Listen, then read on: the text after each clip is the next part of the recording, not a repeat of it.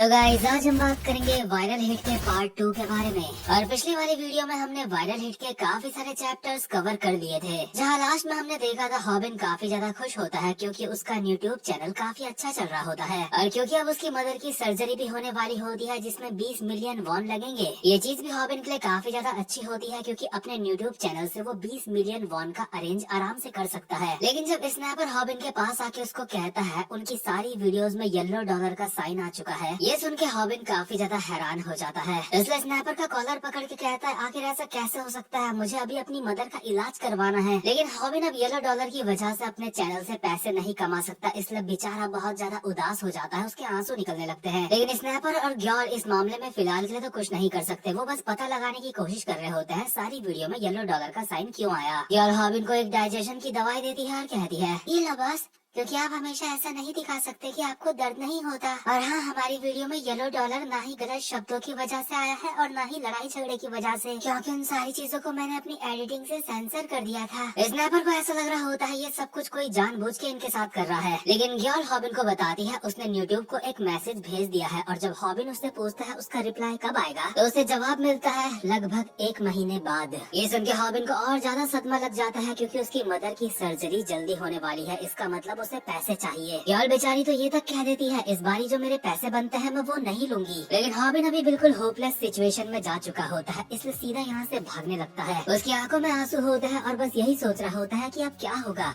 उसकी मदर की सर्जरी कहीं उसकी वजह से रुक ना जाए, इसलिए किसी भी कीमत पे उसे 20 मिलियन वॉन पैसों का अरेंज करना ही होगा। और पैसे कमाने का एक टेम्पररी सा रास्ता, लेकिन बहुत बेकार रास्ता हॉबिन ने निकाल लिया होता है और वो होता है रूमी के साथ कोलैब करना। आपको याद होगा रूमी भी एक यूट्यूबर है जिसके सब्सक्राइबर्स 1,20,000 तक थे और रूमी की आज की वीडियो होती है एक बहुत ही ज्यादा महंगे स्टोर में 20 मिलियन वॉन की शॉपिंग करना। और ऑब्वियसली वो सारा का सारा अपना शॉपिंग करा हुआ सामान हॉबिन को पकड़ाने वाली है, इसलिए ऑडियंस यहाँ पे बढ़ेगी उसकी। रूमी हॉबिन के कान में बोलती है जितने भी पैसे इससे मैं कमाऊंगी वो हम आधे आधे कर लेंगे। और इतनी करीब से इसकी आवाज सुनने के बाद हॉबिन को पता चलता है ये मुंह से नहीं ज्यादा नाक से बोलती है। खैर इनकी शॉपिंग वीडियो स्टार्ट हो चुकी होती है और ऑडियंस को समझ नहीं आ रहा होता कि हॉबिन इस लड़की के साथ क्यों वीडियो बना रहा है, बल्कि हॉबिन के जो लॉयल सब्सक्राइबर्स होते हैं वो तो रूमी के कमेंट में आके ये भी लिख रहे होते हैं कि मैं अपनी बेटी को कभी भी ऐसा नहीं बनाऊंगा। खैर रूमी काफी महंगी महंगी चीजें खरीदने लगती है और हॉबिन यहाँ की चीजों का प्राइस देख के रूमी को कहता है ये क्या है, ये सारी चीजें चोर बाजार में तो बहुत ज्यादा सस्ती मिलती है। खैर 20 मिलियन वॉन की शॉपिंग रूमी ने पूरी कर ली होती है और हॉबिन की ऑडियंस को अब भी हॉबिन को ऐसे देख के बुरा लग रहा होता है और हॉबिन को लगता है कि शायद आज के लिए ये पूरा हो चुका है,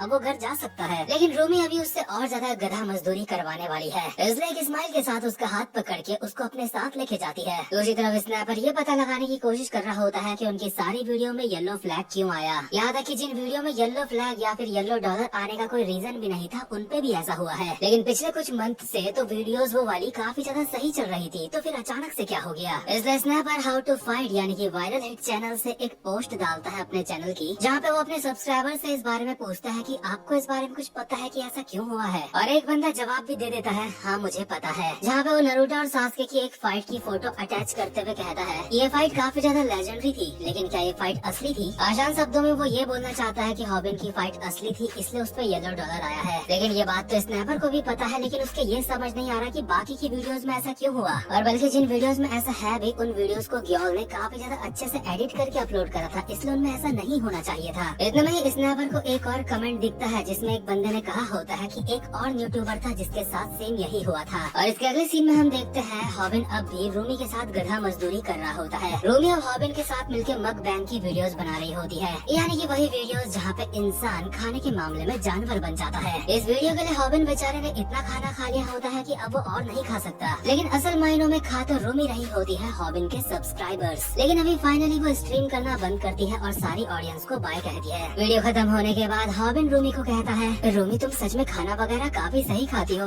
लेकिन दुनिया में ऐसे काफी सारे बच्चे हैं जिनको ठीक से खाना भी नहीं मिलता। तुम ये क्या बोल रहे हो, मैं तो हमेशा ही ऐसे खाती हूँ। ये कह के रूमी टेबल में सर रख के सो जाती है और हॉबिन रूमी के रूम के खिलौनों के साथ खेल के सोच रहा होता है कि आज वो पहली बार किसी लड़की के रूम में आया है और यहाँ की स्मेल काफी अच्छी आ रही है। लेकिन इस अच्छी फीलिंग के साथ साथ में उसे कुछ अजीब भी लग रहा होता है क्योंकि वो अकेला एक लड़की के साथ उसके रूम में है, इसलिए वो जल्दी से यहाँ से निकलने की सोच रहा होता है। इतने में ही रूमी उसको कहती है हॉबिन क्या तुम सच में जा रहे हो, और हॉबिन के ही सामने अपनी टी शर्ट निकालने लगती है। हॉबिन शर्माते हुए अपनी आंखें ढकता है, लेकिन असल में वो देख रहा है सब कुछ और कहता है, रूमी तुम ये क्या कर रही हो?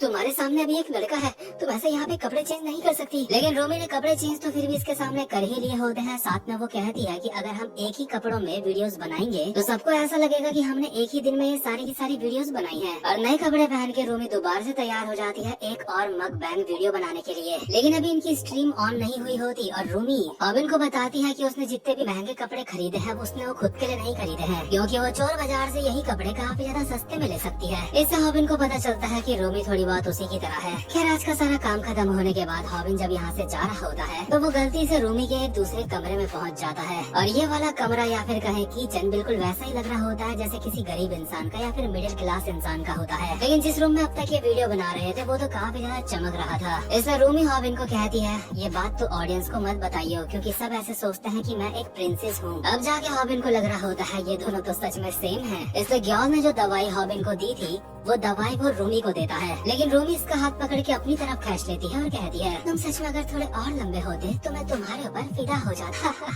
जरा अपना चेहरा देखो, तुम शर्मा रहे हो। हॉबिन तुमने ये करना कब सीखा?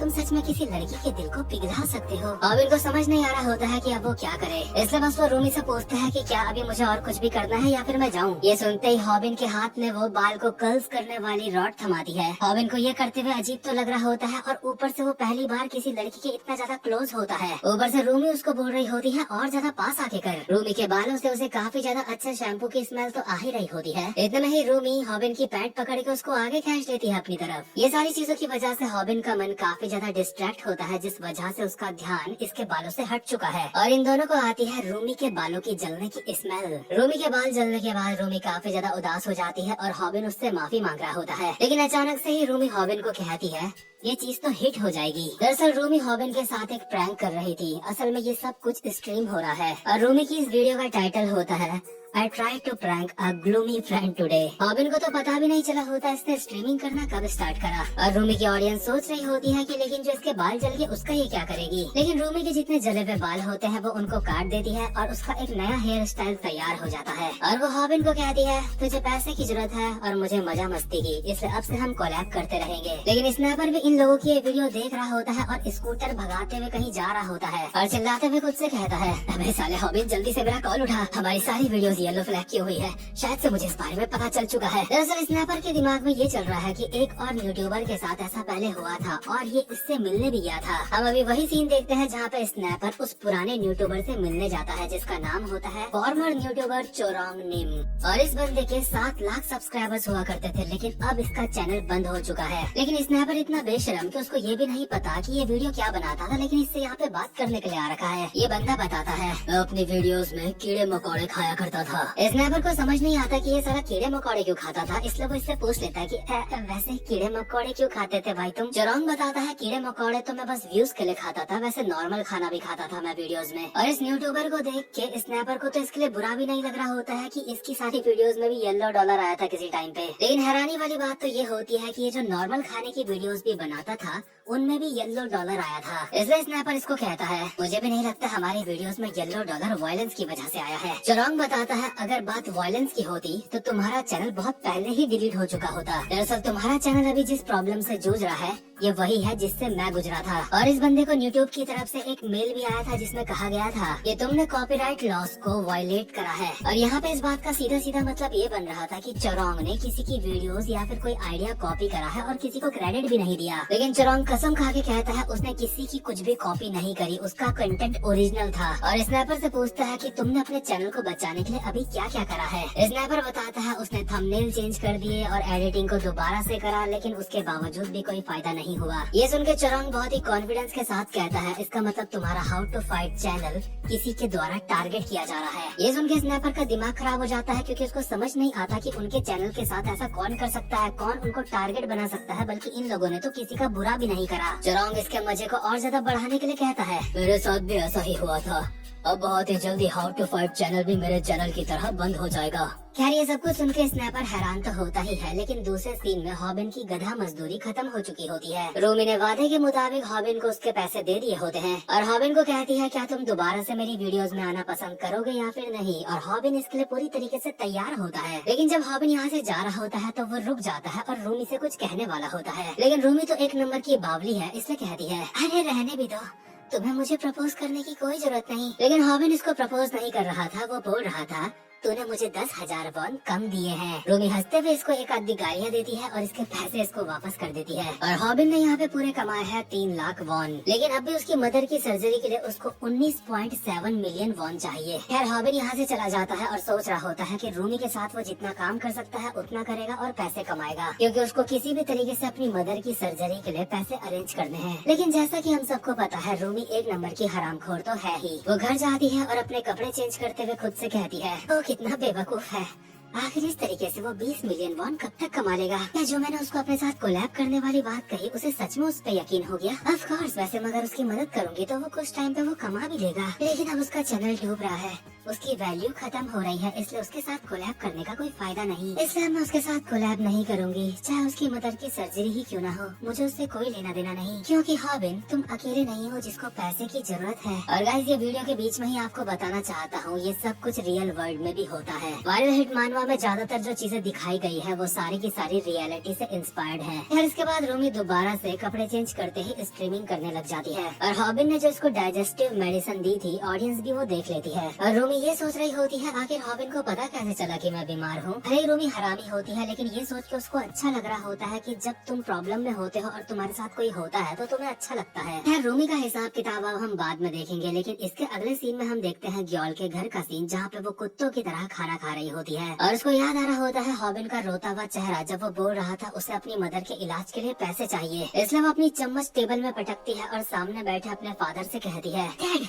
मुझे 20 मिलियन वॉन चाहिए। और यार जैसा कि मैंने पहले भी कहा था, अगर आप मेरी रेगुलर ऑडियंस हो तो आपसे ये छुपाने का फायदा नहीं कि जो ये ग्योल के फादर है वही वो चिकन वाले इंसान है जिनकी वीडियोस हॉबिन देखता है और उनसे सीखता है। लेकिन ये बात इस वक्त तक तो हमें इस मानवा में नहीं बताई गई है। यहाँ पे तो ग्योल के फादर हमें काफी ज्यादा नॉर्मल से लग रहे होते हैं, जो कि चिल्ला के अपनी बेटी को कहते हैं मैं तुम्हें ज्यादा से ज्यादा 2000 वॉन दे सकता हूँ। ग्योल के फादर अपनी बेटी को कहते हैं तुम ये सब कुछ जिसकी वजह से कर रही हो वो हॉबिन है ना। खैर सैम डैग तो इसको 20 मिलियन वॉन नहीं देने वाले, इसलिए ये यहाँ से भाग जाती है और पीछे से सैम डैग इसको चिल्ला के बोल रहे होते हैं मैं तुम्हें पैसे दे दूंगा, अगर तुम्हारे कमरे में जो कपड़े पड़े हैं तुम वो मुझे बेच दो। मतलब कि ये बाप बेटी कभी भी मतलब ऐसी सीरियस बातें नहीं करते, अजीब अजीब सी बातें करते हैं ये दोनों। लेकिन ये बेचने की बात से ग्योल को याद आता है कि हाँ वो कुछ बेच के पैसा तो कमा ही सकती है, इसलिए वो सोचती है क्यों ना वो अपना कंप्यूटर बेच दे या फिर कुछ सामान बेच दे अपना। दूसरी तरफ बोमी भी अपने रेस्टोरेंट मैनेजर के पास जाती है और सीधा बोलती है मुझे 20 मिलियन वॉन चाहिए, और ये 20 मिलियन वॉन उसको उसकी रिटायरमेंट पेमेंट के तौर पे चाहिए। वो बस अपने मैनेजर को इतना कहती है और यहाँ से निकल जाती है और अपने मन में सोच रही होती है कि अब वो हॉबिन की मदद कर पाएगी। साथ ही में सोच रही होती है कि मैं कितनी ज्यादा चालाक हूँ, कितनी ज्यादा समझदार हूँ, इतनी आसानी से पैसों का जुगाड़ कर लिया। लेकिन मैनेजर बेचारा रोते हुए खुद से बोल रहा होता है बोमी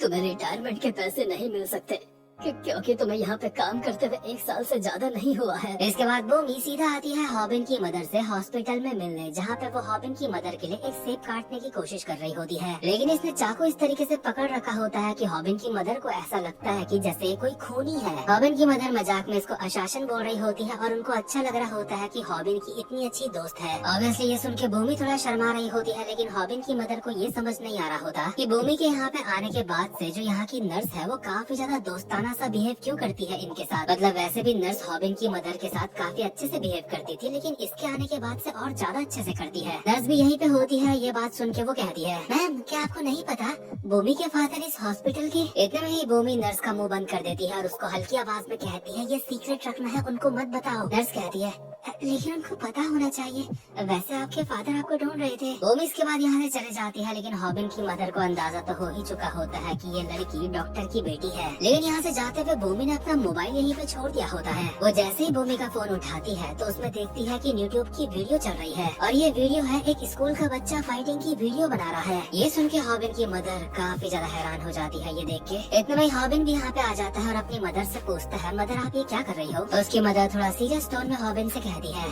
हॉबिन कहीं कहीं तुम्हारा कोई यूट्यूब चैनल तो नहीं? हॉबिन समझ चुका होता है, शायद उसकी मदर को पता चल चुका है कि ये फाइटिंग वीडियोस बनाता है यूट्यूब में। इसलिए अपनी मदर के हाथ से फोन छीनता है और कहता है नहीं नहीं मॉम, ऐसी बात नहीं है जैसा आप समझ रहे हो। लेकिन हॉबिन खुद ये देख के हैरान होता है जो चैनल वो यूट्यूब पे देख रहा है वो उसका नहीं है बल्कि एक फेक चैनल है, बिल्कुल उसी की तरह। मतलब कि हॉबिन के चैनल की किसी ने कॉपी करी है और एक फेक चैनल बनाया है जिसका नाम है फाइटिंग वर्तुस। हम देखते हैं इस चैनल को जो बंदा चला रहा होता है वो भी हॉबिन की ही तरह लूजर जैसा दिखता है और सेम उसी के जैसे टॉपिक्स के ऊपर वीडियो बना रहा होता है, जैसे की how to fight and win against common guys. और ये बिल्कुल हॉबिन की ही तरह हमलों का इस्तेमाल करके बहुत ही मुश्किल से इन फाइट्स को जीत रहा होता है। हॉबिन को समझ नहीं आ रहा होता कि आखिर ये साला है कौन जो उसकी नकल कर रहा है। लेकिन असल में ये बंदा एक धोखेबाज होता है जो सबके सामने खुद को लूजर दिखा रहा है, लेकिन असल में ये एक लूजर है नहीं। क्योंकि हम देखते हैं जिस वक्त लाइव स्ट्रीमिंग नहीं हो रही होती उस वक्त इसने जिन बंदों को फाइट में हराया होता है उनके ऊपर मुतते हुए और सिगरेट पीते हुए अपने किसी बॉस को बोल रहा होता है मैंने अपलोड कर दी है वीडियो, मैं काफी ज्यादा मेहनत कर रहा हूँ और मुझे लगता है मैं उस हॉबिन के सब्सक्राइबर्स जल्द ही अपनी तरफ खींचने वाला हूँ और ये करने में मुझे कोई भी दिक्कत नहीं है। दिक्कत तो बस एक है कि मुझे ये सब कुछ करते हुए चोमो की तरह एक्टिंग करनी पड़ती है जैसे कि मैं बहुत कमजोर हूँ। और ये जो फाइटिंग वर्तुस होता है अभी इसके सब्सक्राइबर्स होते हैं 80,000। हम देखते हैं ये गैंगस्टर बिल्कुल हॉबिन की ही तरह एक्टिंग करके वीडियोस बनाता है, जैसे कि इसने भी एक टाइकोंडो फाइटर को हराया काफ किक्स का इस्तेमाल करके। और हॉबिन स्नैपर और ग्याल जो इसकी वीडियोस देख रहे होते हैं वो ये बात एडमिट करते हैं कि ये बंदा फेमस तो हो रहा है, लेकिन इन सबको ये बात अच्छी तरीके से पता है कि ये हॉबिन की नकल कर रहा है, लेकिन इसका लीगली ये कुछ नहीं कर सकते। फाइटिंग वर्तुस के कुछ सब्सक्राइबर्स उसको भला बुरा बोल रहे होते हैं क्योंकि वो हॉबिन की नकल कर रहा है। लेकिन जैसा कि आप सबको पता है इंटरनेट की दुनिया में लॉयल्टी नाम की चीज बहुत ही ज्यादा कम मिलती है, इसलिए ऐसे भी काफी सारे लोग होते हैं जिनको कोई फर्क नहीं पड़ता कि हॉबिन की नकल कर रहा है या फिर नहीं। क्योंकि काफी सारे लोग ऐसे भी होते हैं जो हॉबिन को ही बुरा भला बोल रहे होते हैं और इस बंदे को हॉबिन से ज्यादा बेटर बता रहे होते हैं। इसका मतलब साफ है हॉबिन को अपने ही कंटेंट चोरी करने वाले से फ्यूचर में कॉम्पीट करना पड़ेगा। लेकिन ये बंदा हॉबिन के कंटेंट को इतनी रफ्तार से चोरी कर रहा है कि इससे कम्पीट करना भी मुश्किल है। ये बंदा एक हफ्ते में 3 वीडियोस अपलोड करता है जो कि हॉबिन जैसे लूजर के लिए बहुत ज्यादा मुश्किल है, क्योंकि वो एक हफ्ते में लगातार 3 बार 3 हट्टे कट्टे बंदों से फाइट नहीं कर सकता क्योंकि उसको पहले तैयारी करनी पड़ती है। ऊपर से हॉबिन लोगों का यूट्यूब चैनल अब यूट्यूब सर्च में भी आ नहीं रहा होता है, उसकी जगह आ रहा होता है फाइटिंग वर्तुस। और ऐसा इसलिए क्योंकि हॉबिन लोगों का चैनल येलो फ्लैग्ड हो चुका है, इसलिए यूट्यूब उसको ज्यादा प्रायोरिटी नहीं दे रहा है। इसका मतलब हॉबिन लोगों के चैनल की अच्छी तरीके से वाट लग चुकी है, क्योंकि अब ना उनके सब्सक्राइबर्स बढ़ रहे हैं और ना ही वो अपनी वीडियोस से पैसे कमा रहे हैं। और फाइटिंग वर्तुस उनके सब्सक्राइबर्स बहुत ही तेजी से अपनी तरफ खींच रहा है। और अगर इसी तरीके से चीजें चलती रही तो हॉबिन लोगों का चैनल जल्दी ही खत्म हो जाएगा।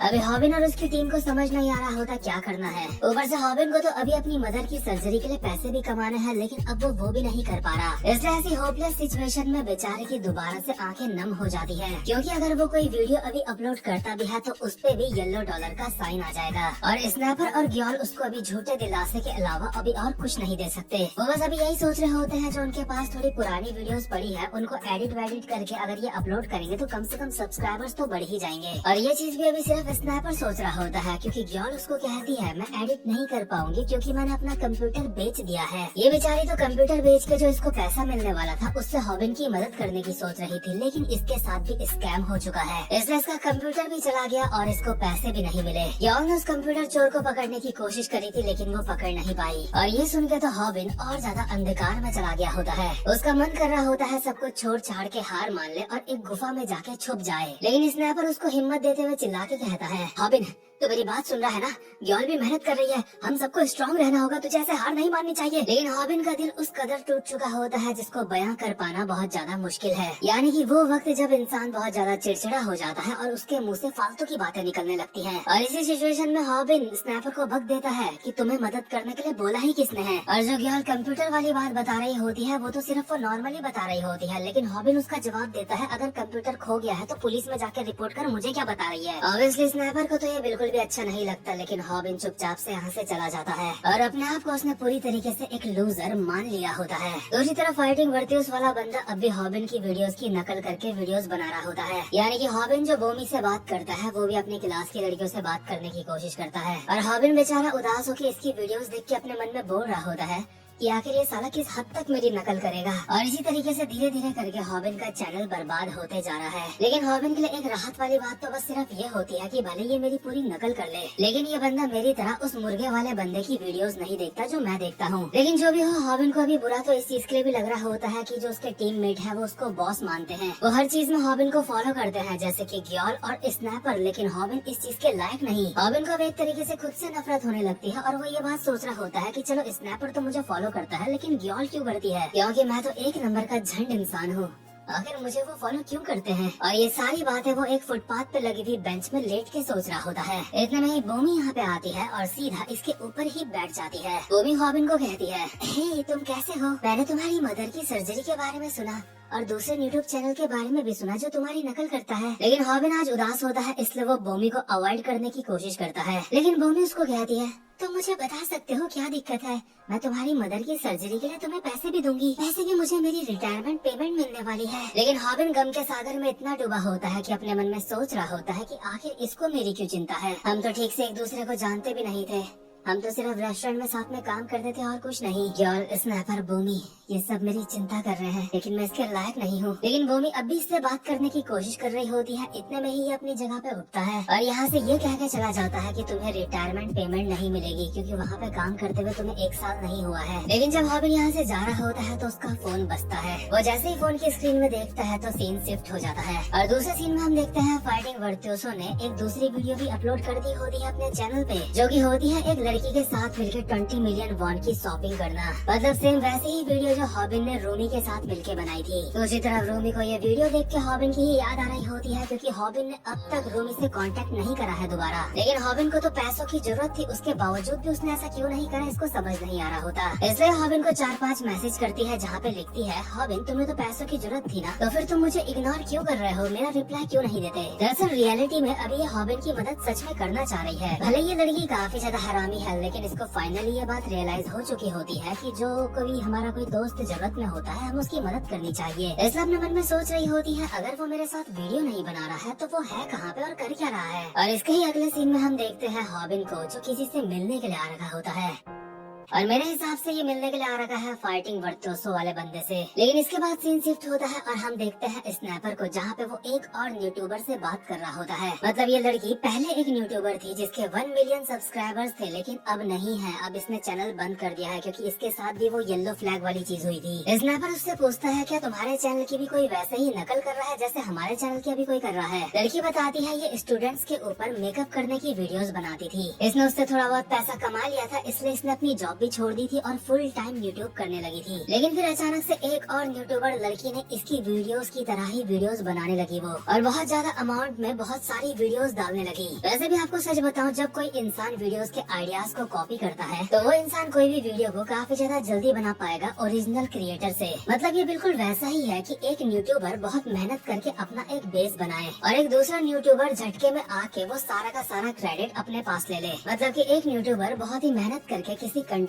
को फेमस करे, उसके बाद कोई नया यूट्यूबर आके उस फेमस कंटेंट के ऊपर सीधा वीडियो बना दे। और अगर आप लोग ध्यान से नोटिस करोगे तो रियल वर्ल्ड में यूट्यूब में ये काफी ज्यादा होता है। खैर ये जो लड़की होती है इसके साथ भी यही हुआ होता है और उसी समय इसकी सारी वीडियोस में येलो डॉलर का भी साइन आ गया था। लेकिन इसने तो अपनी जॉब छोड़ के यूट्यूब में अच्छी तरीके से आने का फैसला लिया था, लेकिन अब यूट्यूब की भी वाट लग गई थी इसकी। इसलिए बेचारी को इतनी ज्यादा टेंशन हो गई थी कि टेंशन की वजह से इसके बाल झड़ने लगे थे और ये भी हॉबिन की तरह बिल्कुल ही उदासी के सागर में डूब गई थी। साथ ही में अपने दोस्त लोगों से भी तमीज से बात नहीं करती थी, बिल्कुल हॉबिन की ही तरह, या फिर उनके रिप्लाई ही नहीं करती थी। स्नैपर इसकी सिचुएशन को अच्छी तरीके से नोट कर रहा होता है ताकि हॉबिन के चैनल को बचा सके किसी तरीके से, इससे कुछ सीख लेके। और ये सारी बातें जानने के बाद इस लड़की को कहता है, अच्छा तो इस तरीके से तुम्हारा चैनल बंद हो गया था ना। लेकिन सरप्राइजिंगली लड़की जवाब देती है, नहीं, क्योंकि जिस वक्त मैंने सारी की सारी उम्मीदें छोड़ दी थी उस वक्त कोई मेरे पास एक ऑफर लेके आया था और वो वही यूट्यूबर थी जिसने मेरे चैनल की नकल करी थी। यानी कि उसके बाद इस लड़की ने उस यूट्यूबर से कोई सौदा कर लिया होगा। और अभी बिल्कुल सेम चीज हॉबिन के साथ भी हो रही होती है। एक सुनसान सी जगह पे अभी फाइटिंग वर्तुस वाला बंदा भी हॉबिन से मिल रहा होता है, जो कि हॉबिन के पास आके उसको कहता है, अगर तू मुझे अपना चैनल बेच देता है तो मैं तुझे 30 मिलियन वॉन दूंगा। लेकिन हॉबिन चिल्ला के इसको कहता है, हरामजादे, तू ही वो है जिसकी वजह से मेरे चैनल को येलो फ्लैग मिला है। लेकिन ये बंदा हॉबिन को कहता है, देख भाई शांत हो जा, शांत रह के बात करते हैं। लेकिन हॉबिन गालियाँ देते हुए गुस्से में इसके ऊपर एक मुक्का मारता है और ये बंदा बिल्कुल किसी लूजर की तरह अपनी आंखें बंद करके हल्का सा पीछे हो जाता है। लेकिन ऐसा करने की ये सिर्फ एक्टिंग कर रहा है, यानी कि वही एक्टिंग जिससे ये ऑडियंस का बेवकूफ बनाता है कि ये एक लूजर है। क्योंकि अभी ये पीछे तो हुआ था, लेकिन उसी पर आगे होके इसने हॉबिन के पेट में एक मुक्का भी बजा दिया होता है, जिससे हॉबिन को उसकी नानी याद आ जाती है। और फाइटिंग वर्टियस वाला बंदा कहता है क्योंकि यहाँ पे कोई कैमरे नहीं है, मुझे नहीं लगता, इसलिए मुझे यहाँ पे एक्टिंग करनी चाहिए लूजर बनने की। लेकिन हॉबिन जैसे तैसे उठता है और इसके ऊपर एक काफ किक मारता है और ये बंदा उस काफ किक को बहुत ही प्यार से डॉच करके हॉबिन के मुंह पे एक मुक्का बजा देता है और कहता है चैनल बेच दे अपना मुझे। लेकिन इसके बाद हॉबिन इसके ऊपर एक टैकल अटैक मारने की कोशिश करता है जो उसने टेहुन के वक्त में सीखा था। लेकिन ये टैकल अटैक भी इसके ऊपर काम नहीं आता और ये हॉबिन को ऊपर से पकड़ के कहता है लगता है तू मेरी बात सुन नहीं रहा है, क्या तुझे 30 मिलियन वॉन नहीं चाहिए? और हॉबिन के मुंह पे एक घुटना मार के दोबारा से हॉबिन को नीचे कर देता है और बहुत ही डरावने अंदाज में कहता है जो चैनल तुझे कोई प्रॉफिट नहीं दे रहा है, तू नहीं चाहता कि मैं उसको खरीद लूं तुझसे? तुझे क्या लगता है अगर तू उसको बेचेगा नहीं तो आगे चल के उसका कुछ हो सकता है क्या? लेकिन जब भी बेटे तो कोई वीडियो अपलोड करेगा तो उस पर $येलो का साइन आ जाएगा। वैसे भी अब तो अपने चैनल से कोई प्रॉफिट नहीं कमा पाएगा और अब ये सिर्फ वक्त की बात है जब मैं तेरे चैनल को पूरी तरीके से निगल लूंगा, तेरे सारे सब्सक्राइबर्स मेरी तरफ आ जाएंगे। देख मेरे बॉस एक ऐसे इंसान है जिनके अंदर सब्र थोड़ा कम है, इसलिए अभी मैं प्यार से बोल रहा हूँ अपना चैनल मुझे दे दे। और ये बुरी तरीके से हॉबिन के बाल खींच के कहता है ये तो कभी कभी गलती से लोगों से फाइट जीत जाता था, लेकिन तुझे क्या लगता है वो चीज यहाँ पे काम आएगी तेरी? आराम जाते है, तुझे क्या लगता है तू काफी ज्यादा अच्छा फाइटर है, तूने चैनल बनाया है हाउ टू फाइट, लेकिन तुझे फाइट करनी ही नहीं आती। मुझे समझ नहीं आ रहा है तूने टेहुन शियोंग और होंग मांगी को कैसे हरा दिया, लेकिन जो भी हो वो दोनों कुत्ते मेरे बॉस के सामने कुछ भी नहीं है, इसलिए अब ज्यादा मत सोच, अपना चैनल मुझे बेच दे। वैसे भी मेरे बॉस के रहते हुए अब तो नई वीडियोस नहीं बना पाएगा। लेकिन हॉबिन अब भी इसको चैनल बेचने से मना करता है, इसलिए ये हॉबिन के रैप्टा मार देता है। हॉबिन दोबारा मना करता है, ये दोबारा रैप्टा मारता है। ऐसे ही हॉबिन बार बार मना करता रहता है और ये बार बार रैप्टे बजाता रहता है। और इतने सारे रैप्टों से हॉबिन के मन में एक बहुत ही खतरनाक डर पैदा हो चुका होता है कि वो इन लोगों से नहीं उलझ सकता। इसलिए हॉबिन हाथ जोड़ के रोते हुए इसको कहता है मुझे माफ कर दो, मेरी गलती है, मैं बेच दूंगा तुम्हें चैनल। इसलिए हॉबिन के हाथ में एक लिफाफा पकड़ाता है जो कि 10 मिलियन की एडवांस पेमेंट होती है इसके चैनल के लिए। और हॉबिन के खून को इंक की तरह इस्तेमाल करके एक कॉन्ट्रैक्ट में उसका अंगूठा भी लगाता है और हॉबिन को सिर्फ कुछ वक्त का समय देता है जब हॉबिन को इसको अपना पूरा का पूरा चैनल देना होगा। और फाइटिंग वर्टियस ये सारी की सारी बातें अपने बॉस को कॉल करके बताता है। और जब थोड़ी देर बाद स्नैपर यहाँ पे आता है और उसको ये सब कुछ पता चलता है तो वो चिल्ला के इसको कहता है तूने चैनल क्यों बेचा बे? और तो तूने पहले भी बहुत सारे लोगों की खाई थी, तो अभी इतना ज्यादा क्यों डर गया? स्नैपर लगातार बकबक करे जा रहा होता है, लेकिन हॉबिन ना ही उसकी तरफ देख रहा होता है और ना ही कुछ बोल रहा होता है। लेकिन स्नैपर के काफी ज्यादा फोर्स करने में हॉबिन रोती भी नजरों से उसकी तरफ देख के कहता है वो लोग गैंगस्टर्स है,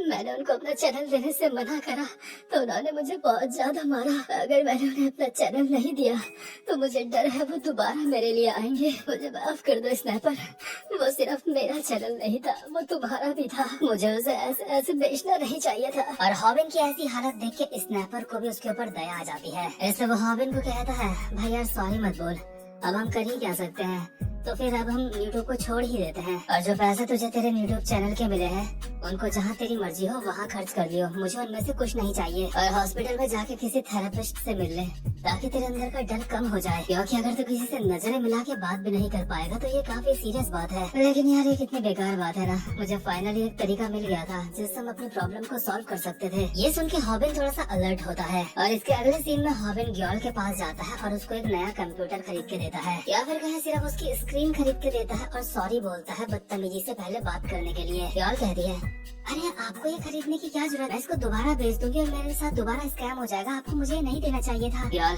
तुमने अपना कंप्यूटर सिर्फ इसलिए बेचा था क्योंकि तुम मेरी मदद करना चाहते, इसलिए अभी मेरे पास पैसे थे, इसलिए मैंने तुम्हारे लिए कंप्यूटर ले लिया क्योंकि मैं ये चाहता था। यार को लगता है इसके चैनल से येलो फ्लैग हट चुका है, इसलिए ये पैसे कमा पाया, इसलिए वो खुश हो चुकी होती है। लेकिन हॉबिन उदासी में बोलता है ऐसा कुछ नहीं है, येलो फ्लैग अब भी है, और चुपचाप से यहाँ से चला जाता है। इसके अगले सीन में हॉबिन बोमी से मिलता है जहाँ पे बोमी उससे पूछती है कि पैसों का कुछ जुगाड़ हुआ। साथ में बोमी को ये समझ नहीं आ रहा होता है कि हॉबिन ने टोपी क्यों पहनी है, नॉर्मली तो वो टोपी पहनता नहीं। हॉबिन बिना इससे नजरें मिलाए इससे भी माफी मांगता है क्योंकि उसने इससे भी बदतमीजी से बात करी थी। लेकिन बोमी इसके चेहरे के निशान देख लेती है और इससे पूछती है आखिर तुम्हें क्या हुआ। ऑब्वियसली हॉबिन बताने में हेजिटेट कर रहा होता है कि किसी ने इसको कुत्तों की तरह मारा है, लेकिन इतने में ही हॉबिन के पीछे से स्नैपर आता है और कहता है हमारे पास ज्यादा वक्त नहीं, आज ही तुम्हें फाइटिंग वर्चुअस से मिलना है और आज ही तुम्हें उसे अपना पूरा चैनल देना होगा। वो भी हॉबिन से पूछती रह जाती है आखिर बात क्या है, लेकिन वो कुछ नहीं बताता और हॉबिन और स्नैपर दोनों चुपचाप से यहाँ से निकल लेते हैं। इसके अगले सीन में हम देखते हैं एक बहुत पुराने से स्कूल को, जहाँ पे फाइटिंग वर्चुअस अपने बॉस से बात कर रहा होता है। हाँ बॉस,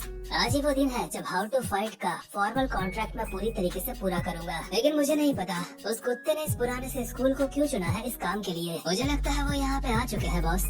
ठीक है, मैं आपकी सारी बात समझ चुका हूँ। ओके, तो आप आराम से अपना खाना खाइए। इसके बाद फाइटिंग वर्चुअस देखता है यहाँ पे ना सिर्फ हॉबिन बल्कि स्नैपर भी आया है, लेकिन वो ज्यादा बातें करके टाइम वेस्ट नहीं करना चाहता, इसलिए हॉबिन को कहता है जल्दी से कॉन्ट्रैक्ट पे स्टैंप मार और ये काम पूरा कर, और अगर तेरा कोई सवाल है तो मुझसे पूछ ले अभी। और मस्त अपना सुट्टा मारने की तैयारी करते हुए सोच रहा होता है कि अगर ये पहले से मेरी बात मान जाता तो इतनी मार नहीं खानी पड़ती इसको, लेकिन हॉबिन कांपते हुए इसको कहता है मैं अपना चैनल नहीं बेचूंगा। इसलिए फाइटिंग वर्चुअस के पास अब और कोई रास्ता नहीं बचा है, इसलिए अब वो इसको मार मार के साइन करवाना चाहता है, यानी कि कॉन्ट्रैक्ट पे स्टैंप लगवाना चाहता है। लेकिन फिर भी उससे पहले हॉबिन का सर पकड़ के कहता है बेटे वैसे भी तू उस चैनल से अब कुछ नहीं कमाने वाला, वो येलो फ्लैग हो चुका है, आखिर चैनल ना बेच के अब तू कर ही क्या देगा बे। इतने टाइम से तूने कोई वीडियो अपलोड नहीं करी, क्या तेरा तब से मन नहीं मरा वीडियो दोबारा से अपलोड करने का? इसने भी हॉबिन के बाल भी खींच रखे होते हैं, लेकिन हॉबिन पागलों की तरह हंसते हुए कहता है हॉबिन अपना चैनल नहीं बेचेगा। और सच में यहाँ पे मुझे भी और फाइटिंग वर्चुअस को भी ऐसा ही लगा कि ये पागल हो चुका है। लेकिन इसके बाद हम थोड़ा सा पुराना सीन देखते हैं जहाँ पे स्नैपर ने हॉबिन को बताया था कि उनकी प्रॉब्लम का सॉल्यूशन स्नैपर ने ढूंढ निकाला है, जो कि होता है अल्ट्रा चैट, और इसको यूट्यूब की भाषा में हम कहते हैं सुपर चैट। और सुपर चैट ऑडियंस तब भी कर सकती है अगर हमारे चैनल की सारी वीडियोस में येलो डॉलर का साइन भी आ जाए तो। और हॉबिन को अभी सुपर चैट्स या फिर कहे अल्ट्रा चैट्स मिल रही होती है अभी एक आधी। दरअसल पहले हॉबिन को अल्ट्रा चैट इसलिए नहीं मिला करती थी क्योंकि उसने वो ऑप्शन इनेबल ही नहीं करा था। और हॉबिन ये अल्ट्रा चैट वाला फीचर देख के इतना हैरान हो जाता है कि स्नैपर के एक मुक्का मार के कहता है तूने मुझे ये पहले क्यों नहीं बताया बे। और ये अल्ट्रा चैट की सिर्फ बात सुन के ही हॉबिन उसी वक्त पूरा का पूरा ठीक हो गया था। और अभी प्रेजेंट मोमेंट में हॉबिन इसलिए ही पागलों की तरह एक्टिंग कर रहा होता है क्योंकि अब उसको कोई ज्यादा डर नहीं है, क्योंकि उसको सुपर चैट्स मिल सकती है या फिर कहीं अल्ट्रा चैट मिल सकती है। और किसी भी यूट्यूबर और या फिर यूट्यूबर के लिए ये काफी ज्यादा तगड़ा सपोर्ट होता है उसकी ऑडियंस की तरफ से। एक बंदा तो हॉबिन को कमेंट में ये लिख देता है अगर तूने फाइटिंग वर्चुअस से फाइट करने के लिए पूछ लिया तो मैं तुझे 30K वॉन दूंगा। इसलिए हॉबिन बहुत ही एक्साइटमेंट के साथ कहता है फाइटिंग वर्चुअस हरामजादे आजा फाइट करते हैं। और इसी के साथ हॉबिन को अल्ट्रा चैट्स आनी स्टार्ट हो चुकी होती है और स्नैपर ने ऑब्वियसली स्ट्रीमिंग भी शुरू कर दी है, यानी कि हॉबिन लोग पंगे करने के लिए तैयार हैं। इसके बाद एक पुराने सीन में हम देखते हैं सैम डैक की वीडियो जहाँ पे वो एक खास मेथड बता रहा होता है ट्रेनिंग करने का, जो कि होता है एरोबिक्स, जिसमें लोग मतलब नाच नाच के अपना पेट वेट कम करते हैं। और हॉबिन अभी फाइटिंग वर्चुअस के सामने उसी तरीके से नाचने लगता है, जिसे देख के फाइटिंग वर्चुअस बहुत हैरान होता है कि आखिर ये साला कर क्या रहा है। लेकिन इतने में ही फाइटिंग वर्चुअस के स्कूल के 3 छपरी लौंडे लड़कियों की बातें करते हुए इसी तरफ आ रहे होते हैं और देखते हैं उनके सामने कुछ चल रहा है। ये लोग हॉबिन को भी पहचान चुके होते हैं और फाइटिंग वर्चुअस को भी। और आपको बता दूं फाइटिंग वर्चुअस इनके लिए एक लूजर ही है, क्योंकि अपने स्कूल में वो लूजर्स की तरह ही एक्टिंग करता है। और ये तीनों छपरी मजा मस्ती करने के लिए फाइट देखने का इंतजार कर रहे होते हैं। और भले ही फाइटिंग वर्चुअस कैमरे के सामने और इन छपरियों के सामने खुल के फाइट नहीं कर सकता क्योंकि उसको लूजर बनने की एक्टिंग करनी है, लेकिन उसके बावजूद भी हॉबिन अभी इससे थोड़ा बहुत डर रहा होता है क्योंकि पिछली बार बहुत गंदा मारा था इसने हॉबिन को। लेकिन अचानक से ही हॉबिन इसके ऊपर एक काफ किक मारता है और ये काफ किक उसने इसलिए मारी है क्योंकि एक व्यूअर ने कहा था अगर तुमने सक्सेसफुली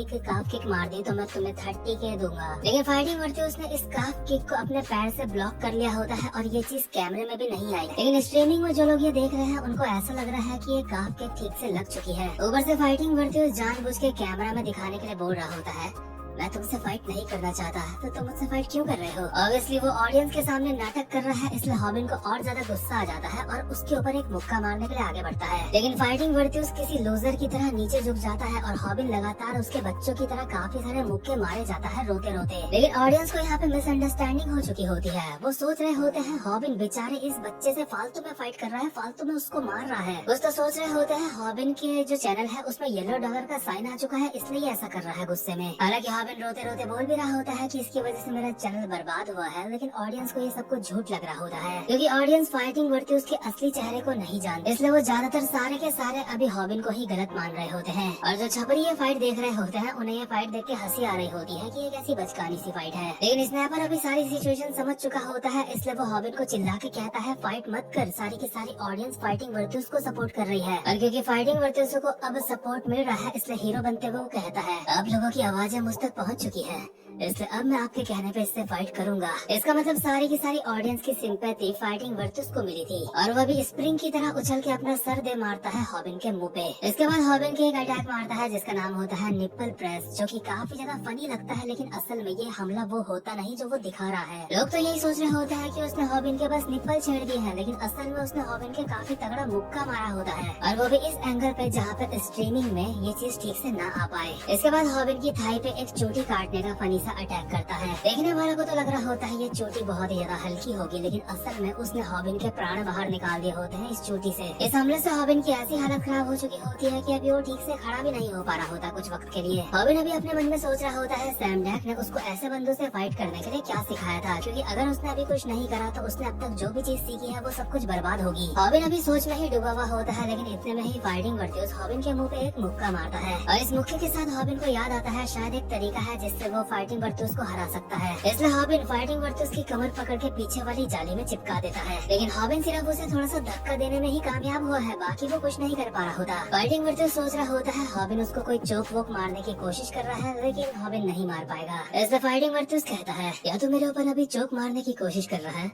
वैसे अगर तू ऐसा करेगा तो तू जीत सकता है। अब तो तेरे सब्सक्राइबर्स भी मेरे साथ हो चुके हैं, आखिर तू कितनी देर तक मेरे सामने टिक पाएगा। इस सिचुएशन में तुझे क्या लगता है ऑडियंस हम में से किसको बुरा इंसान मान रही होगी? अभी सच में ऑडियंस कमेंट में फाइटिंग वर्तुस को ही चीयर अप कर रही होती है, लेकिन हॉबिन उसको कहता है तुझे ये किसने कहा कि मैं तुझे चोक मारने की कोशिश कर रहा हूँ या फिर नॉकआउट करने की कोशिश कर रहा हूँ? मुझे माफ करियो, लेकिन जनता को ये दिखाने के लिए मुझे करना ही पड़ेगा। और हॉबिन इसकी शर्ट पकड़ के फाड़ देता है, जो कि पीछे वाली जाली में भी थोड़ी बहुत फंस गई थी, इसलिए भी फटने में उसे आसानी हुई है। और हॉबिन ने ये जगह फाइट करने के लिए चुनी ही इसलिए थी ताकि वो इसका असली चेहरा ऑडियंस के सामने लेके आ पाए, क्योंकि जब शर्ट फटती है तो दिखती है इसकी बॉडी जो काफी ज्यादा बढ़िया होती है और उसमें गैंगस्टर्स की तरह काफी सारे टैटूज होते हैं। तीन छपरियों को तो अब भी समझ नहीं आ रहा होता है कि इसकी बॉडी इतनी बढ़िया क्यों है, और हॉबिन अपनी ऑडियंस से पूछ रहा होता है कि तुम ही बताओ क्या किसी लूजर की इतनी बढ़िया बॉडी होती है और ऐसे टैटू होते हैं उसकी बॉडी में? इसके बाद हॉबिन अपनी बॉडी दिखाता है और बताता है एक लूजर की स्कूल में मार खा के ऐसी बॉडी होती है, ना कि फाइटिंग वर्तुस की तरह। स्नैपर तो हॉबिन का ये एफर्ट देख के काफी ज्यादा खुश हो चुका होता है और ऑडियंस भी अब धीरे धीरे करके हॉबिन के ऊपर यकीन करने लगती है, उसे अल्ट्रा चैट मिलने लगती है। और अब जब ऑडियंस के सामने सच आ ही चुका होता है तो हॉबिन अपने अंडरवियर से वो 10 मिलियन वॉन पैसे भी निकालता है, जो कि फाइटिंग वर्तुस ने उसको एडवांस दिए थे उसके चैनल के, और अपने ऑडियंस को बताता है कि इसने मुझे बहुत मारा था और ये पैसे दिए थे और कहा था कि अपना चैनल बेच दे। ऑडियंस के लिए चीजें अब थोड़ी क्लियर हो चुकी होती हैं, उन्हें समझ आ चुका होता है फाइटिंग वर्तुस कोई लूजर नहीं बल्कि लोगों को बुली करने वाला इंसान है। लेकिन जो तीन छपरी होते हैं वो अब भी फाइटिंग वर्तुस का मजाक उड़ा रहे होते हैं। उन्हें लग रहा होता है ये फाइटिंग वर्तुस ने टैटू सिर्फ स्टाइल दिखाने के लिए छपवा रखे हैं, असल में ये एक नंबर का चोमू है और इसके चेहरे से चश्मा भी हटा देते हैं ये छपरी। लेकिन हॉबिन अब भी ऑडियंस को बता रहा होता है ये फाइटिंग वर्तुस का असली नाम है ली ह्योन-शू, जिसका एक गांव वाले इलाके से शॉल में ट्रांसफर हुआ है। और ट्रांसफर होने की वजह यह है कि इसने अपने होम रूम टीचर को बहुत ज्यादा मारा था, क्योंकि टीचर ने इससे वो मोबाइल फोन ले लिया था जो इसने किसी का चोरी करा था, और सिर्फ इतनी सी बात में इसने अपने टीचर की हड्डियां तोड़ दी थी। और अभी प्रेजेंट मूवमेंट में जो तीन छपरी इसको परेशान कर रहे होते हैं उनके साथ भी यही होता है, एक के मुंह पे मुक्का पड़ता है और वहाँ की हड्डियां फ्रैक्चर होती है, दूसरे की रिब्स तोड़ देता है और तीसरे की गर्दन की हड्डी में लात मार के उसको भी चटका देता है। हमें बताया जाता है जब इसने अपने होम रूम टीचर को मारा था जो कि एक औरत थी, वो इसको सॉरी बोल रही, वो इससे दया की भीख मांग रही थी कि अब मुझे मारना बंद कर दो, लेकिन फिर भी ये हरामजादा रुका नहीं था और इसने अपनी टीचर को तब तक मारा था जब तक वहाँ पे पुलिस नहीं आ गई थी। और पुलिस स्टेशन में जाके बस इसने ये बोला था कि मैंने थोड़ी बहुत किक बॉक्सिंग सीखी है और कुछ मेरे को फाइटिंग वाइटिंग नहीं आती, लेकिन ये बात सच नहीं है। ये हरामजादा बहुत ज्यादा तगड़ा किक बॉक्सर होता है और जितनी भी ये बातें मैंने आपको बताई है यही सारी बातें हॉबिन अपनी ऑडियंस को बता रहा है। खैर ली ह्योन-शू का चेहरा अब सबके सामने आ चुका है, इसलिए कहता है अगर बॉस को ये पता चल गया तो मैं मुसीबत में पड़ जाऊंगा,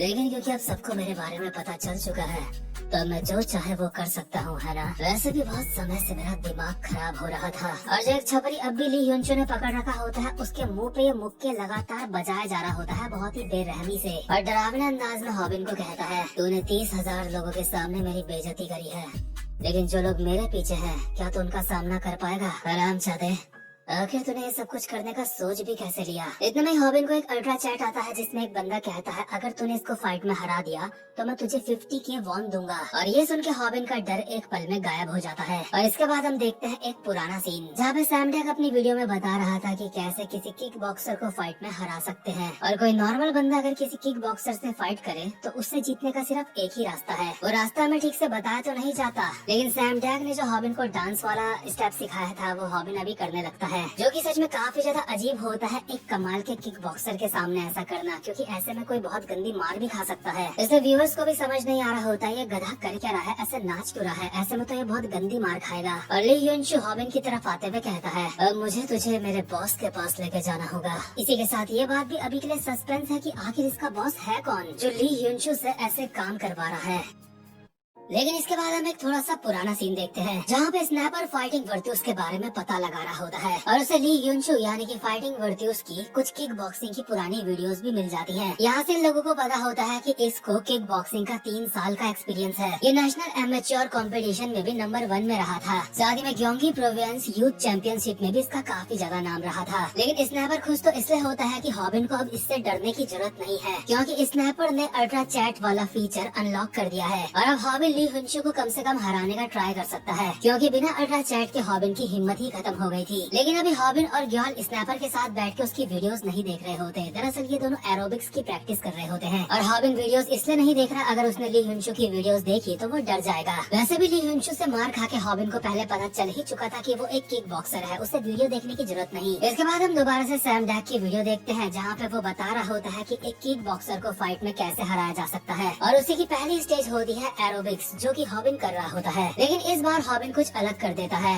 वो सैम डैक की वीडियो देखना बंद कर देता है और सोच लेता है अब वो सैम डैक की वीडियो नहीं देखेगा, क्योंकि सैम डैक की वीडियो से उसको सिर्फ थ्योरीज मिलती है ना कि एक्सपीरियंस। इसलिए कभी कभी जो वो थ्योरीज फाइट में अप्लाई करता है एक्सपीरियंस की कमी की वजह से वो फेल हो जाता है, जैसा कि टेहुन के साथ हुआ था। इसलिए वो ठान लेता है अब उसको चाहिए एक्सपीरियंस। इसलिए सीधा जाता है मुनशोंग के जिम में उससे ट्रेनिंग लेने के लिए। मुनशोंग के जिम का वातावरण उसको काफी ज्यादा मैनली लग रहा होता है, क्योंकि सारे लोग वहाँ पे फाइटिंग प्रैक्टिस कर रहे होते हैं, जिस वजह से हॉबिन और ज्यादा नर्वस फील कर रहा होता है। हॉबिन मुनशोंग के साथ प्रैक्टिस करने के लिए तैयार हो जाता है और वो मुनशोंग को स्पेशली कहता है कि मैं चाहता हूँ तुम किक बॉक्सिंग का इस्तेमाल करो मुझे सिखाने के लिए, क्योंकि ऑब्वियसली ली ह्यून-शू भी किक बॉक्सिंग का इस्तेमाल करता है। लेकिन हॉबिन को डर तो इस बात का होता है कि ट्रेनिंग के दौरान ही कहीं वो मर न जाए। लेकिन इसके बाद वापस से सीन शिफ्ट होता है जहाँ पे हम दोबारा से सैम डैक की वीडियो देखते हैं जहाँ पे वो कहता है, तो तुम किक बॉक्सिंग के बारे में कितना जानते हो? किक बॉक्सिंग ना ही बॉक्सिंग है, ना ही टाइकोंडो है और ना ही कराटे, वो बस एक दिखावटी मार्शल आर्ट है। तुम्हें ऐसा लगता है ना? लेकिन अगर तुम ऐसा सोचते हो तो तुम बिल्कुल गलत हो,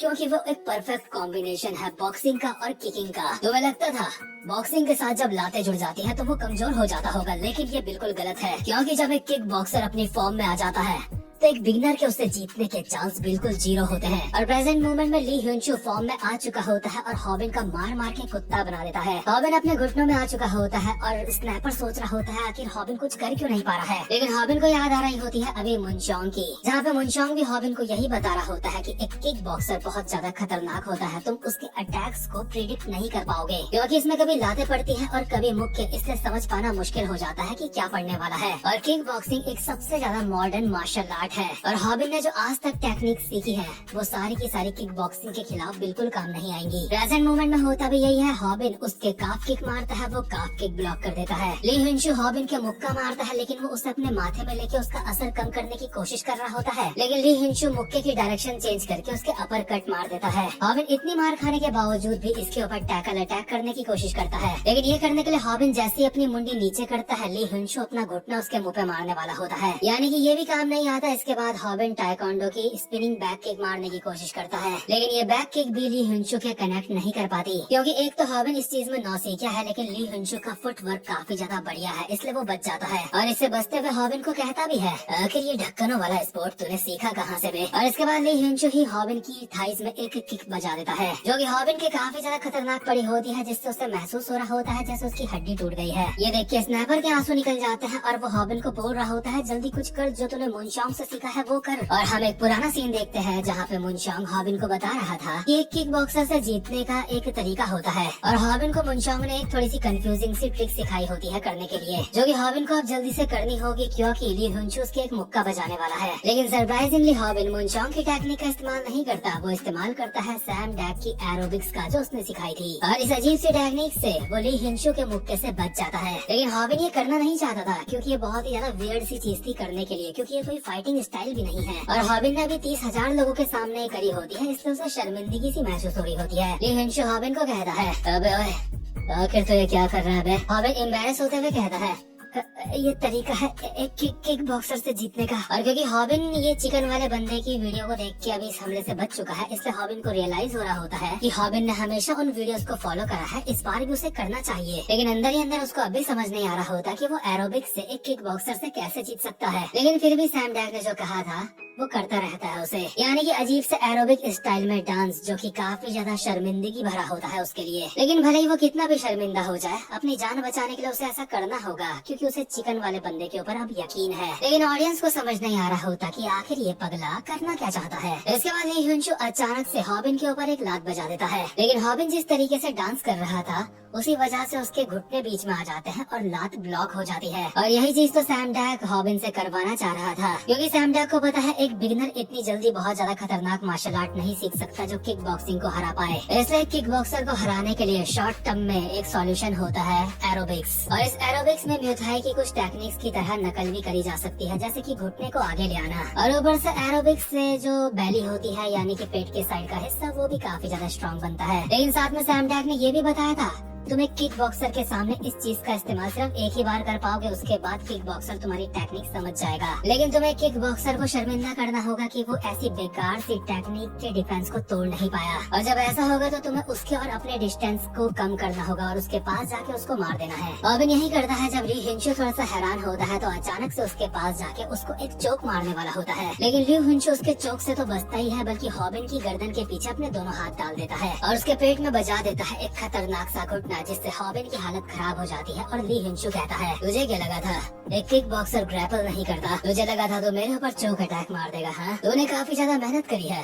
लेकिन लगता है जहाँ से तूने सीखा है वो बहुत ज्यादा पुराने जमाने की बुक है, क्योंकि अगर तू एक किक बॉक्सर के पास आने की कोशिश करता है तो तेरा ये हाल होता है। हिंशू ने हॉबिन के बाल पकड़ रखे होते हैं और उसके मुंह पे एक और घुटना बजाने वाला होता है, और अगर हॉबिन के ये पड़ गया तो हॉबिन का खेल खत्म हो सकता है। लेकिन इतने में यहाँ पे टेहुन आ जाता है और हिंशू के मुंह पे लात मार के उसको साइड कर देता है। टेहुन को यहाँ पे देख के सबके सब हैरान होते हैं, यानी कि ऑडियंस भी, और हॉबिन अपने मन में कहता है कि क्या मास्टर यहाँ पे क्या कर रहे हैं?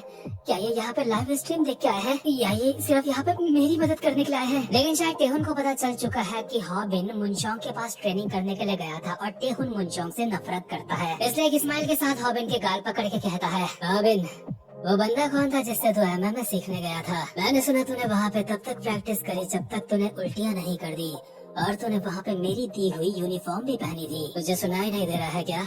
आखिर तूने ऐसा क्यों करा? आखिर तू मेरा सिखाया हुआ टाइकोंडो इस्तेमाल क्यों नहीं कर रहा है? तो वहाँ क्यों गया? लेकिन इतने में ही बगल से ली हिंशू कहता है, अरे ये तो टेहुन है, असली टेहुन, वो हरामजादा मार्शल आर्टिस्ट जो एक आम इंसान से फाइट में हार गया। तेरा टाइकोंडो परफेक्ट है, लेकिन क्या तो एक टाइकोंडो मार्शल आर्टिस्ट कहलाने के लायक भी है? आजकल टाइकोंडो के डोजोस में अलग अलग चीजें सिखाई जाती हैं, तो फिर तो एक टाइकोंडो मार्शल आर्टिस्ट कैसे हो गया बे? हॉबिन इसका फायदा उठा के टेहुन को भड़काते हुए कहता है, मास्टर वो टाइकोंडो को हल्के में ले रहा है। और सच में वो टाइकोंडो को हल्के में ही ले रहा होता है, इसलिए टेहुन उसको कहता है, अबे ओए क्या तेरे पास 500 वॉन पड़े हैं? और टेहुन जब भी किसी से ऐसा कहता है इसका मतलब वो उसका कुत्ता बनाने वाला है, और ऑडियंस भी समझ चुकी होती है कि अब होने वाला है टाइकोंडो वर्सेस किक बॉक्सिंग। और क्योंकि टेहुन यहाँ पे आ ही चुका होता है, इसलिए स्नैपर कैमरा छोड़ के हॉबिन को संभालता है और उसको कहता है, अब हमें यहाँ से चलना चाहिए क्योंकि तुम्हें काफी ज्यादा चोटें आई है, बाकी चीजें हमारे टेहुन भाई देख लेंगे। और ली हिंशू अब भी टेहुन के सामने फालतू की बातें कर रहा होता है, वो उसे हॉबिन का बॉयफ्रेंड बता रहा होता है और कहता है कि क्या तुम दोनों ने आपस में सेक्स भी करा है? और यहाँ तक कि टेहुन को हॉबिन का स्लेव तक बोल रहा होता है, लेकिन टेहुन एक स्माइल के साथ जवाब देता है, क्या हुआ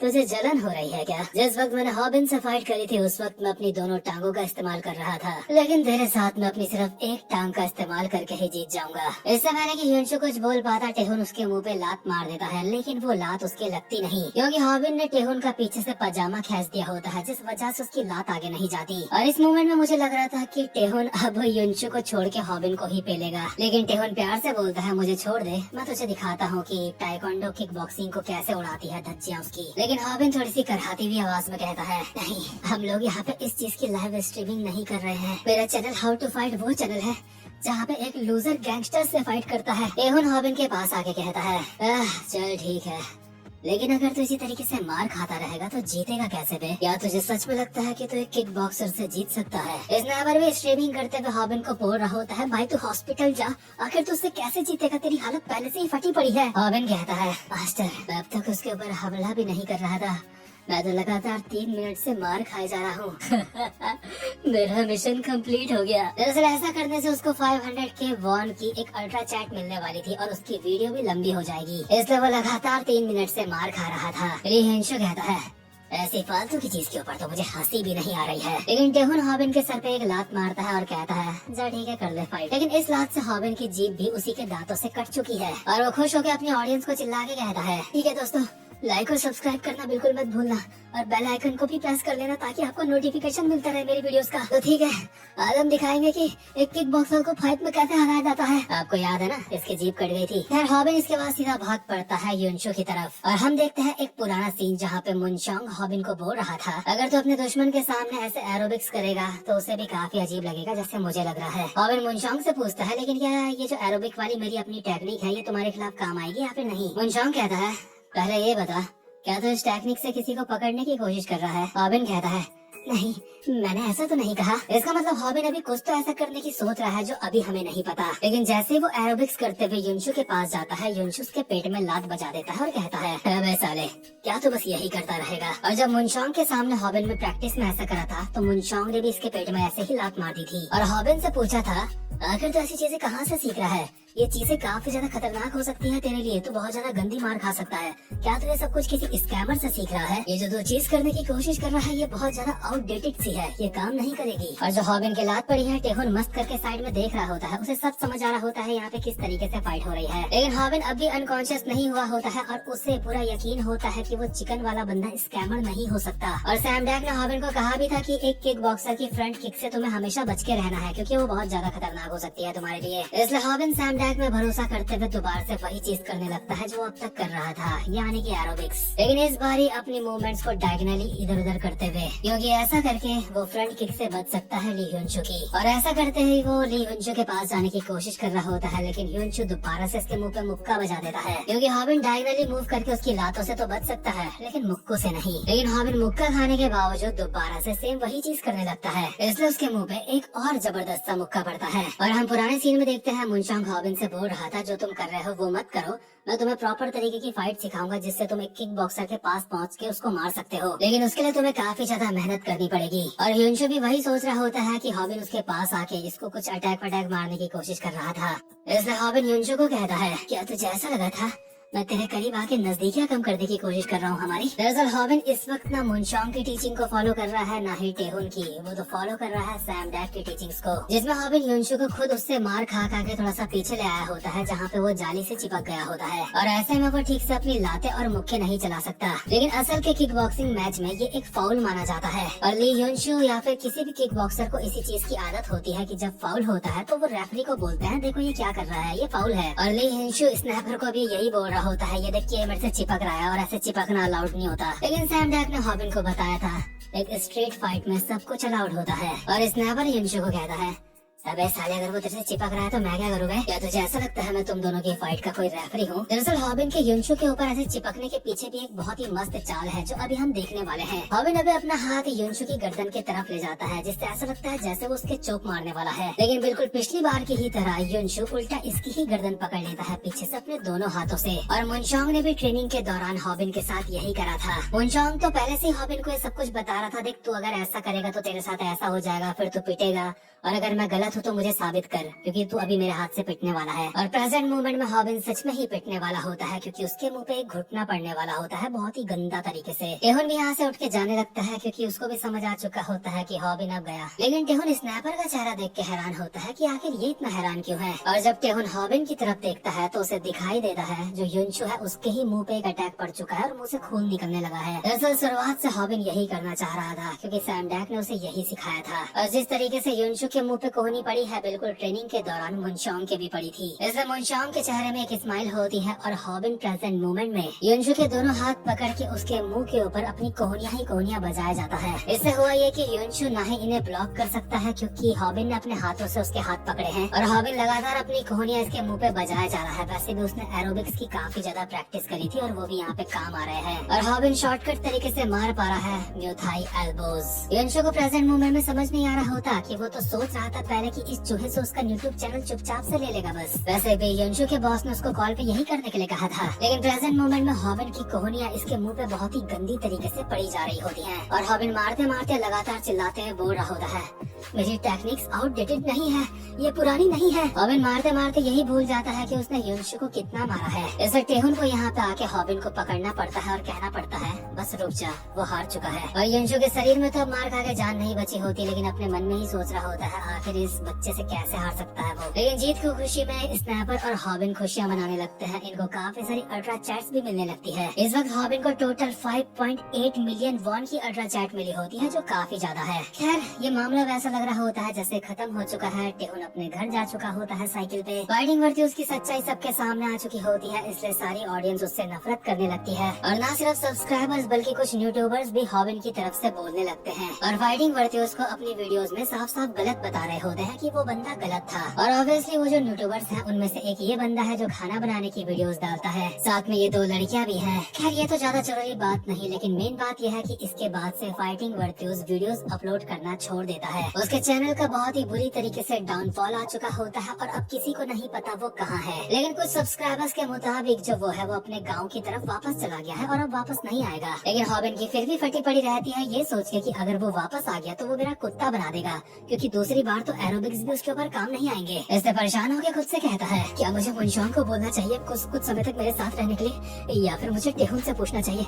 नहीं, वो कुछ ज्यादा खतरनाक हो जाएगा। हाँ मुझे समझ आ चुका है, मुझे एक स्टन गन खरीद लेनी चाहिए। लेकिन इतने में ही ग्योल यहाँ पे आती है और हॉबिन को कहती है चलो कुछ खाना खाते हैं। और इससे पहले कि ग्योल हॉबिन के पास जाती, रूमी ग्योल को गलती से धक्का मार देती है या फिर जानबूझ के, ये पता नहीं, पर वापस उसको उठाती है और वापस से चले जाती है हॉबिन के पास। रूबिन हॉबिन से बातें कर रही होती है और ग्योल को समझ नहीं आ रहा होता कि आखिर बॉस से इतना ज्यादा क्लोज कब हो गई। लेकिन ये बात इतनी जरूरी नहीं है। मेन बात तो ये है कि हॉबिन ने हॉस्पिटल में 20 मिलियन वॉन दे दिए होते हैं और अब उसकी मदर की सर्जरी आराम से हो सकती है। इसलिए हॉबिन की आंखों में खुशी के आंसू आ जाते हैं। और जब हॉबिन ने ली युनशु को हराया था तो उसके लिए भी 10 मिलियन वॉन भी उसने दे दिए थे उसको, यानी कि बेहोश ली युनशु की पैंट के अंदर डाल दिए थे, क्योंकि हमारा गांडा हॉबिन किसी का भी उधार नहीं रखता। इसके बाद बोमी भी हॉबिन को कांग्रेचुलेशन कहती है, क्योंकि अब हॉबिन की मदर की सर्जरी होने वाली है। लेकिन हॉबिन आज पहली बार बोमी को स्कूल ड्रेस में देख रहा है, लेकिन बोमी उसको एक स्माइल के साथ कहती है, आज तुम मुझे स्कूल ड्रेस में पहली बार नहीं देख रहे हो। और हॉबिन अपने मन में सोच रहा होता है, अगर मैं स्कूल ड्रेस में इसको पहली बार नहीं देख रहा हूँ तो इससे मैं पहले मिला कब? क्योंकि हॉबिन को तो यही याद है कि हॉबिन इसको रेस्टोरेंट से जानता है, स्कूल में तो हॉबिन ने इसको देखा ही नहीं। खैर इसके बाद हम रात का सीन देखते हैं, जहाँ पे हॉबिन के चैनल से येलो फ्लैग वाला सीन हट चुका होता है पूरी तरीके से। स्नैपर कहता है,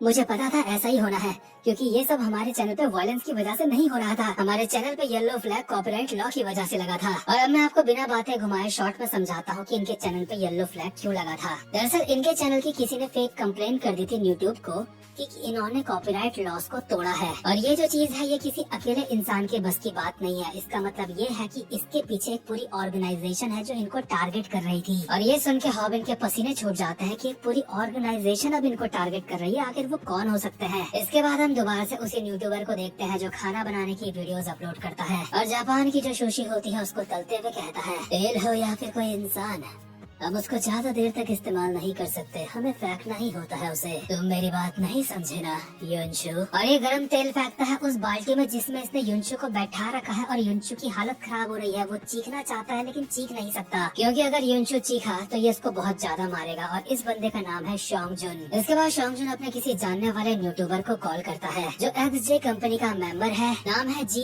योनवू और सब्सक्राइबर्स है 1.4 मिलियन। और ये बंदा पढ़ाई वढ़ाई की वीडियोस बनाता है। इसके बाद हम एक दूसरे यूट्यूबर को देखते हैं जो अपनी गर्लफ्रेंड के साथ एक अंधेरे से कमरे में होता है। इसको भी पता चल चुका है कि फाइटिंग वर्तुस हार चुका है, और ये भी XJ कंपनी का मेंबर है। इसके चैनल का नाम है वन पंच टीवी और इसके सब्सक्राइबर्स है 1.5 मिलियन। और आपको एक कमाल की बात बताता हूँ, इसके साथ जो कमरे में बंदी है इसको शायद से हमने लोकेशन में देखा है। इसके बाद हम एक और यूट्यूबर को देखते हैं जिसके साथ में कोई और भी होता है, और ये भी हाउ टू फाइट चैनल के बारे में बात कर रहे होते हैं। और ये भी XZ कंपनी का ही मेंबर है जिसके चैनल का नाम है ऑल इन वन और सब्सक्राइबर्स है 2.76 मिलियन। इसके बाद हम एक और यूट्यूबर को देखते हैं और इसको भी पता चल चुका होता है जो हार चुका है, लेकिन इसको इस बात से ज्यादा हैरानी नहीं होती क्योंकि इसको पता है कि ली युनशु इन सब में सबसे ज्यादा कमजोर था। और इस अजीब से दिखने वाले गैंगस्टर के पास एक अजीब सा तोता भी होता है जो बात करता है। और कमाल की बात है ये बंदा भी XJ कंपनी का मेंबर है। इसके चैनल का नाम है 244 और इसके सब्सक्राइबर्स है 2.76 मिलियन। इसके बाद हम एक और यूट्यूबर को देखते हैं जो अपने बाल खोलता है, कपड़े निकालता है और किसी से कॉल पे बात करते हुए कहता है